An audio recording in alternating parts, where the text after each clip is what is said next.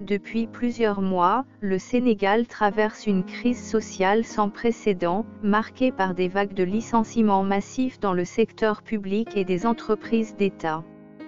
Ce phénomène, qui touche des milliers de travailleurs, a donné naissance à un nouveau collectif, le Rassemblement des travailleurs du Sénégal, RTS, décidé à défendre les droits des employés licenciés. À l'origine de cette mobilisation, la suppression de plus de 3000 emplois dans des institutions aussi diverses que le port autonome de Dakar, la Loterie nationale du Sénégal, l'ONAS, l'aéroport international Blaise Diagne, AIBD, ou encore la Société d'aménagement et de promotion des côtes et zones touristiques du Sénégal, SAPECO. Ces licenciements, officiellement motivés par des raisons économiques, sont dénoncés comme abusifs et arbitraires par les victimes et leurs représentants, qui y voient une purge politique orchestrée par les nouvelles autorités sous la présidence de Bassirou Diomaye Faye et le gouvernement d'Ousmane Sonko.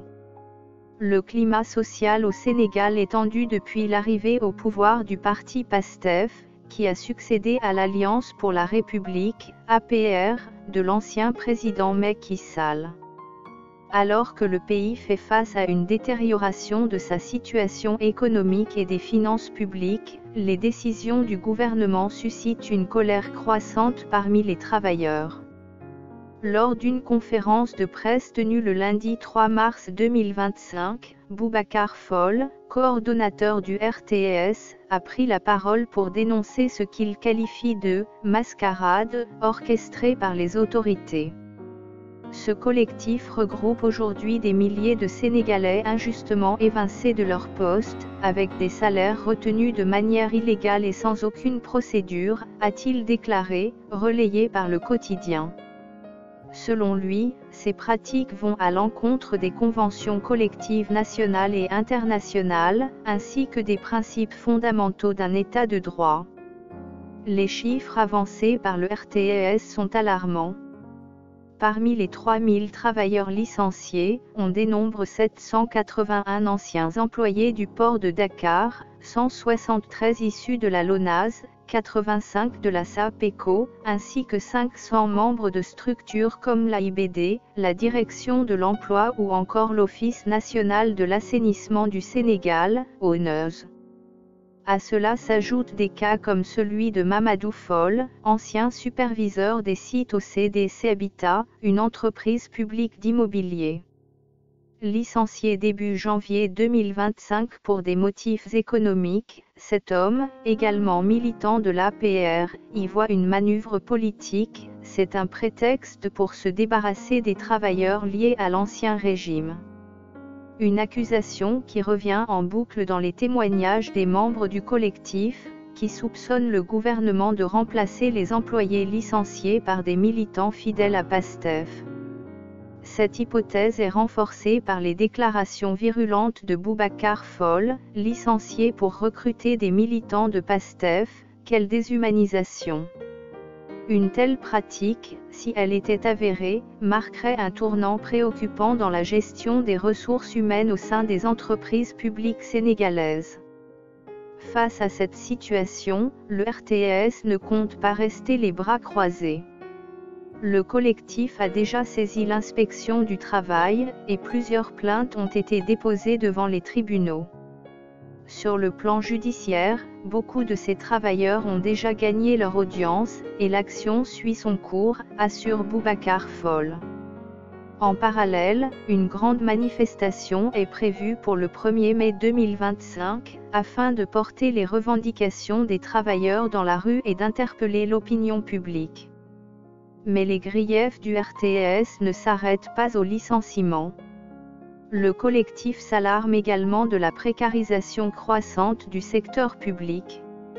Des agents en contrat à durée indéterminée, CDI, sont remplacés par des stagiaires, tandis que d'autres subissent des rétrogradations ou des rétentions de salaire.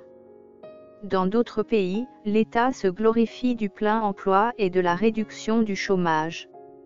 Ici, c'est l'inverse, l'État montre la voie au privé en mettant des milliers de pères de famille au chômage, déplore Boubacar Fall. Une critique qui résonne dans un contexte économique difficile, où les familles des licenciés se retrouvent démunies, particulièrement en cette période de Ramadan où les besoins financiers sont exacerbés. Du côté des autorités, le discours officiel reste centré sur la nécessité de rationaliser les dépenses publiques. Depuis un an, le gouvernement affirme vouloir assainir les finances des entreprises d'État, souvent lourdement endettées. L'AIBD, par exemple, a déjà réduit ses effectifs de 938 à 872 agents, et un nouveau plan de licenciement visant 500 employés supplémentaires est en préparation. Cheikh Bamba Dièye, directeur général de l'aéroport, justifie ces mesures par la nécessité d'optimiser les ressources. Pourtant, cette logique est contestée par le RTS, qui juge ces licenciements injustifiés et politiquement motivés. Si ces managers n'arrivent pas à trouver d'autres solutions que le licenciement, c'est qu'ils ne sont pas à la bonne place, assène Boubacar Fall. Face à cette crise, le Premier ministre Ousmane Sonko a tenté de calmer les tensions lors d'une rencontre avec les syndicats au Grand Théâtre de Dakar, la semaine précédant la conférence de presse du RTS. Mais ces efforts semblent vains, tant la grogne sociale persiste. Les travailleurs licenciés, soutenus par le RTS, exigent leur réintégration immédiate et appellent à un dialogue constructif avec le gouvernement. Ils sollicitent également l'intervention des partenaires techniques et financiers du Sénégal pour soutenir les familles touchées par ces suppressions d'emplois. En toile de fond, cette affaire soulève des questions profondes sur la gouvernance et la justice sociale au Sénégal. Les licenciements massifs, perçus comme une arme politique par une partie de la population, risquent d'alimenter un mécontentement plus large, dans un pays où le chômage et la précarité sont déjà des défis majeurs. Le RTS, par sa mobilisation, entend non seulement défendre les droits des travailleurs, mais aussi interpeller l'État sur ses responsabilités envers ses citoyens. Alors que la date du 1er mai approche, tous les regards sont tournés vers cette manifestation qui pourrait marquer un tournant dans la lutte des travailleurs sénégalais.